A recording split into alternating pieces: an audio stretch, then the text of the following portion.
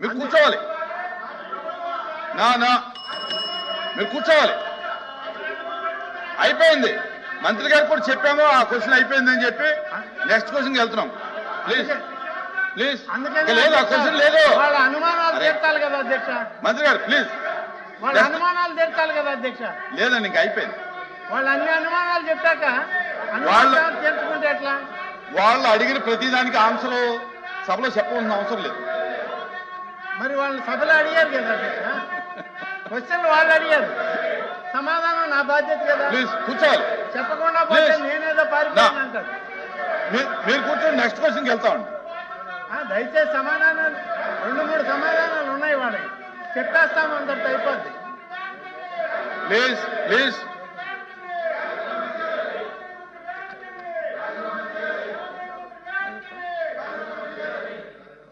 అధ్యక్ష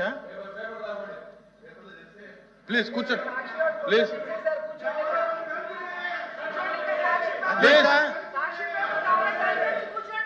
అధ్యక్ష. మంత్రి గారు దయచేసి కూర్చోండి. అయిపోయింది ఆ క్వశ్చన్ అయిపోయింది. Next question. ఏం జరిగింది చెప్పాలి కదా అధ్యక్ష.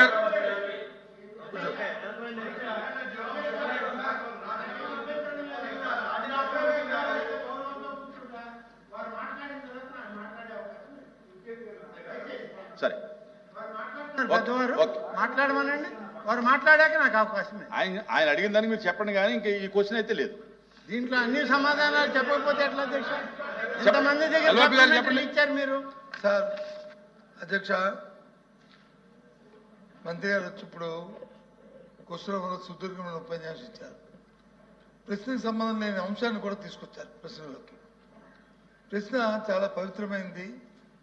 అందరూ మన రాష్ట్రంలో ఉన్న 5 కోట్ల మంది ప్రజలకు మనోభావాలకు సంబంధించిన అంశం.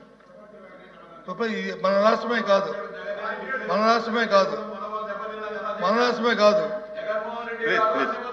ప్లీజ్ కూర్చోండి.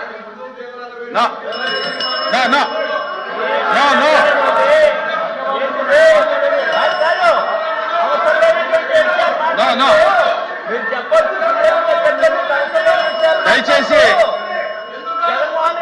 మెంబర్ మాట్లాడినటువంటి ఏది కూడా రికార్డుకు పోదు. మెంబర్ మాట్లాడింది ఏది రికార్డుకు పోదు.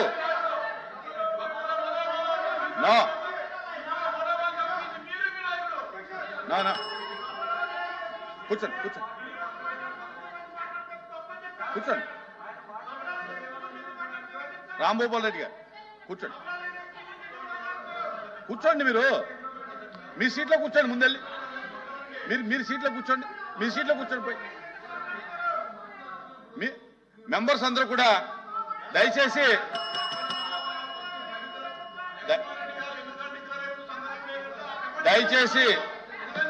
మెంబర్స్ ప్లీజ్ ప్లీజ్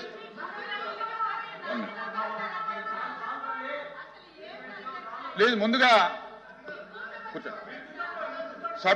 సభ్యులకు విజ్ఞప్తి, దయచేసి మీ అందరికీ కూడా ఆర్డర్ ప్రకారంగా సీట్లు కేటాయించాం.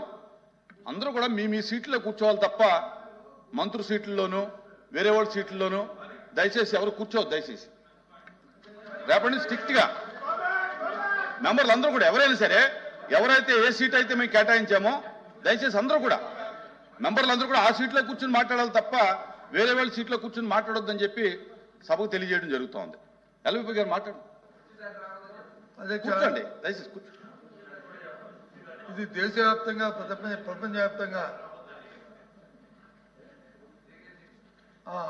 శ్రీమన్నారాయణ స్వామి వెంకటేశ్వర స్వామికి మీద ఉన్న భక్తులు హైందూ ధర్మాన్ని కానీ హిందూ ధర్మానికి కానీ అందరూ కూడా ఆయన కొలుచుకొని ఆయన తాలూకు ప్రజల తాలూకు మనోభావం సంబంధించిన అంశం చాలా సున్నితమైంది. ఎంత తక్కువగా మాట్లాడుకుంటే అంత మంచిది. ఎంత పవిత్రంగా మనం అంశాన్ని మనం డిస్కస్ చేసుకుంటే అంత మంచిది.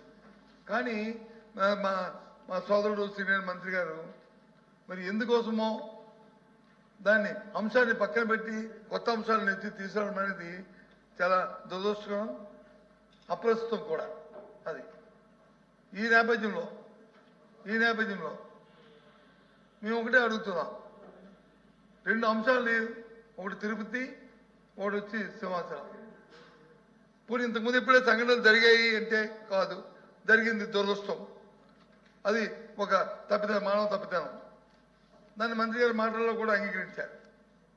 అంగీకరించిన దానికి మా సభ్యులు అడిగిన ప్రశ్న ఏంటి అధ్యక్ష, ఏం చర్యలు తీసుకున్నారు, ఏ విధంగా చేస్తారని చెప్పారు.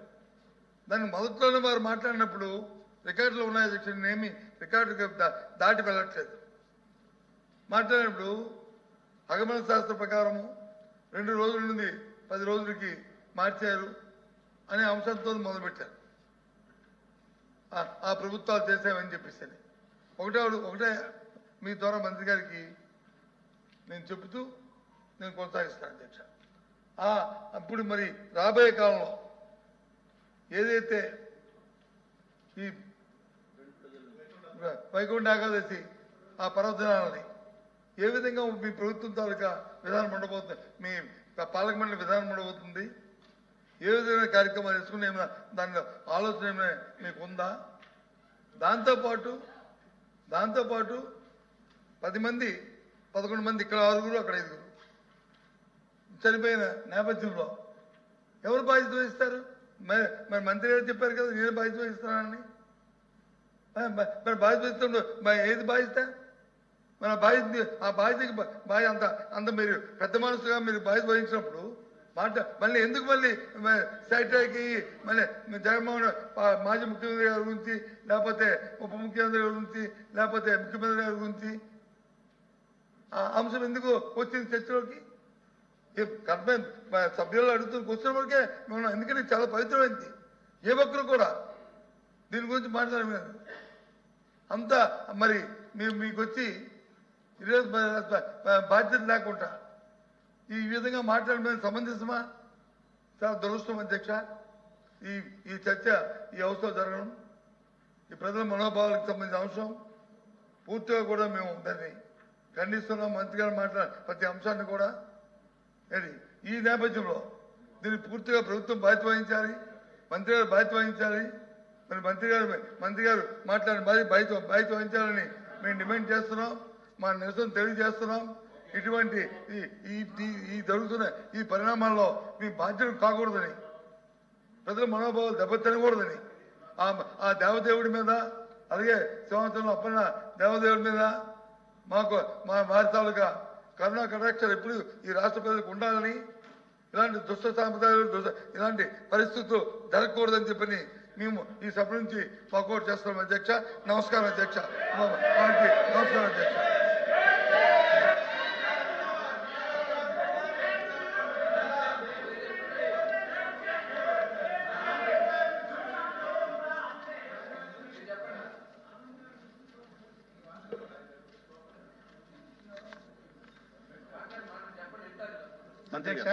మంత్రి గారు అందుకే అధ్యక్ష తమని ముందే అర్థించాను నేను.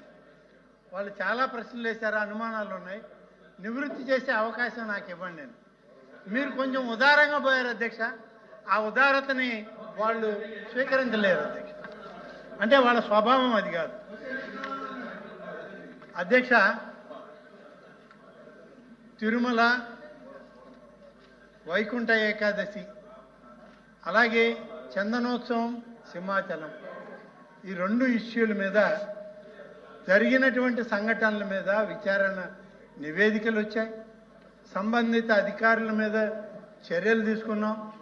ఇంకా తప్పులు జరిగినాయని ఏదైనా ఉంటే వాటిని కూడా బాధ్యత తీసుకుంటాం. చనిపోయినటువంటి కుటుంబాలను ఆదుకునే ప్రయత్నం ప్రభుత్వ పరంగా చేస్తున్నాం. ఇవన్నీ కూడా చెప్పాను అధ్యక్ష. 1-2 విషయాలు తమ దృష్టిలో పెట్టాలి. నిన్న మొన్న 2 రోజులు కాలేదు అధ్యక్ష, వాళ్ళ పార్టీకి చెందినటువంటి మాజీ టీటీడీ చైర్మన్ ఏం స్టేట్మెంట్ ఇచ్చాడు అధ్యక్ష? మలమూత్రాలు, మద్యం బాటిల్, మధ్య మహావిష్ణు విగ్రహం అక్కడ పడి ఉంది, టీటీడీ పాలక మండలి తీరిది అన్నాడు అధ్యక్ష. మేము దాని గురించి ఎంక్వైరీ చేశాం. తిరుమల సబ్జెక్ట్ వచ్చింది కాబట్టి చెప్పాలి అధ్యక్ష. ఆ శిల్పం చెక్కడానికి పూనుకున్నటువంటి శిల్పి తాలూకా స్టేట్మెంట్ అధ్యక్ష. స్థపతి కన్నాచారి ఆయన కుమారుడు స్టేట్మెంట్ ఇది. గురుస్వామి 22 సంవత్సరాల క్రితం మా తండ్రి గారు బెంగళూరుకి చెందిన వారి కోసం వారిచ్చిన డ్రాయింగ్ మేరకు శనీశ్వరుడి విగ్రహాన్ని చేపట్టాం. విగ్రహంలో సింహభాగం పూర్తయ్యే పరిస్థితుల్లో గదా ఆయుధంగాను చేతుల శిల్పాన్ని చెక్కాం. విగ్రహ ప్రతిష్టలోగానే ఎవరైతే కాంట్రాక్ట్ ఇచ్చిన వ్యక్తి ఉన్నాడో మరణించాడు. వారి కుటుంబ సభ్యులు కూడా ఈ విగ్రహాన్ని తీసుకుపోవడానికి ఇష్టపడలేదు. ఇదే సమయంలో మేము కూడా ఆర్థికంగా ఇబ్బందులు పడుతున్నాం కాబట్టి దాన్ని పూర్తి చేయలేక ఆ శనీశ్వర విగ్రహాన్ని యొక్క ముఖ కవలికలను కూడా పూర్తిగా చెక్కలేకపోయాం, శిల్పితనం చూపించలేకపోయాం. 2003 అలిపిరి బాంబు పేలుడు జరగడంతో, అంటే తమకు గుర్తుంటుంది అధ్యక్ష, గౌరవ ప్రస్తుత ముఖ్యమంత్రి, ఆనాటి ముఖ్యమంత్రి శ్రీ నారా చంద్రబాబు నాయుడు గారి మీద జరిగిన దాడి అది అలిపిరిలో జరిగింది. ఆ సందర్భంలో ఆ ప్రాంతంలో ఉన్నటువంటి ఈ శిల్పుల చెక్కడం అనేటువంటి ఆ స్థలాన్ని సెక్యూరిటీ రీజన్స్లో ఖాళీ చేశారు అధ్యక్ష. ఖాళీ చేసిన తర్వాత చిన్న చిన్న విగ్రహాలు తీసుకొని శిల్పులు వెళ్ళిపోయారు. ఈ భారీ విగ్రహం అక్కడే పడిపోయింది. ఇది పూర్తి కాని విగ్రహం. శిల్పులు తీసుకెళ్ళలేదు. దాన్ని శిల్పంగా చెక్కమన్న ఆ పెద్ద మనిషి మరణించాడు. అది అక్కడ ఉంటే అక్కడికి వెళ్ళి ఆ సగం చెక్కినటువంటి రాతి పక్కన నిలబడి బ్రాందీలు, విస్కీలు ఇవన్నీ చూపించి ఫోటోలు వేసి హిందూ ధర్మానికి ఈ ప్రభుత్వం వ్యతిరేకమని ఒక నాస్తికుడు చెప్పడం ఎంత దయనీయమైన పరిస్థితి అధ్యక్ష. ఒక నాస్తికుడు చెప్పడమా హిందూ ధర్మాన్ని గురించి, సనాతన ధర్మాన్ని గురించి ఆ పెద్ద మనిషి చెప్పడమా అధ్యక్ష? ఇంకా చెప్పాలి అధ్యక్ష, టీటీడీ ప్రతిష్టని ఎవరు దిగజారుస్తున్నారనేటువంటిది టీటీడీ ప్రస్తుత బోర్డు సభ్యులు, భారతీయ జనతా పార్టీ, జనసేన, తెలుగుదేశం, అలాగే ఇతర సంస్థలకు సంబంధించిన ప్రతినిధులందరూ ఇటీవల స్టేట్మెంట్ ఇచ్చారు అధ్యక్ష. ఈ స్టేట్మెంట్ నేను ఇప్పుడు మళ్ళీ చదివితే సమయం పడదు. మీకు పత్రికల్లో వచ్చింది, వీడియోలో వచ్చింది. అలాగే అధ్యక్ష, ఈయన చేసిన ఈ తప్పుడు ఆరోపణ హిందూ ధర్మాన్ని వ్యతిరేకిస్తున్నటువంటి వాళ్ళందరూ ఇవాళ ఆయన చేసిన వ్యాఖ్యల పట్ల హిందూ ధర్మాన్ని కాపాడండి, సనాతన ధర్మాలకి ఈ ప్రభుత్వం కట్టుబడి ఉంది అనే ఉద్దేశంతో ఆయన మీద పోలీస్ కంప్లైంట్ ఇవ్వడం జరిగింది. పోలీస్ కంప్లైంట్ ఇస్తే అధ్యక్ష మొత్తం విచారించి స్థపతుల యొక్క స్టేట్మెంట్లు తీసుకొని తిరుపతిలో ఈరోజు 338/2025 అలిపిరి పోలీస్ స్టేషన్లో ఈ యొక్క నాస్తికుడు అనబడేటువంటి బోమన కరుణాకర్ రెడ్డి గారి మీద ఎఫ్ఐఆర్ రిజిస్టర్ అయింది అధ్యక్ష. నిన్ననే నోటీస్ కూడా సర్వ్ చేయడం జరిగింది. కేసు విచారణలో ఉంది. ఆయన దోషిత్వం పూర్తయితే తప్పనిసరిగా శిక్ష అర్హుడవుతాడు హిందూ మత ధర్మాల ప్రకారం అని చెప్పక తప్పదు అధ్యక్ష. అధ్యక్ష ఇంకా చాలా పెద్ద పెద్ద మాట్లాడారు నా మిత్రులు. నన్ను గురించి కూడా ప్రశ్నించారు అధ్యక్ష. మరి మా ఎల్ఓపి గారు అయితే పెద్ద ఆయన నా గురించి కూడా కొంచెం మంచి మాటలు చెప్తూ చురకలేస్తూ పోయాడు. నేను కూడా చెప్పాలి కదా అధ్యక్ష. జగన్ గారు స్విమ్స్ హాస్పిటల్కి ఉప ముఖ్యమంత్రి పవన్ కళ్యాణ్ గారు పేషెంట్ల దగ్గర ఉన్నారు అని అంటే ఆ పదాన్ని నేను వాడలేను, కానీ ఎవరికి ఏం భయం ఉంటే అని సెక్యూరిటీ గార్డ్స్ డిఎస్పీలని నెట్టేసి జై జగన్ అనుకుంటూ స్విమ్స్ హాస్పిటల్లోకి పోయింది వాస్తవం కాదు అధ్యక్ష. స్విమ్స్ హాస్పిటల్లో ఉన్నటువంటి వార్డుల్లో మామూలు పేషెంట్లు కూడా భయభ్రాంతుల్ని చేసి అక్కడి నుంచి వాడు పారిపోయేటట్టు చేసింది వాస్తవం కాదు అధ్యక్ష. ఇవన్నీ ఇవాళ సమాజం మర్చిపోతుందా? మీరు మర్చిపోయారేమో, మీ నాయకుడు మర్చిపోతాడేమో. మేము మర్చిపోవాల్సిన అవసరం లేదు అధ్యక్ష. నేను ముందే చెప్పాను అధ్యక్ష, 2 రోజుల సాంప్రదాయం అధ్యక్ష వైకుంఠ ఏకాదశి. 10 రోజులకి ఎలా చేశారు, కొనసాగిస్తారా అని అడిగారు పెద్దాయన. కొనసాగించాలనా లేదా అనేది తిరుమల తిరుపతి దేవస్థానం యొక్క ఆగమ పండితులు, దేవాదాయ శాఖకు సంబంధించినటువంటి పండితుల యొక్క నిర్ణయం మేరకే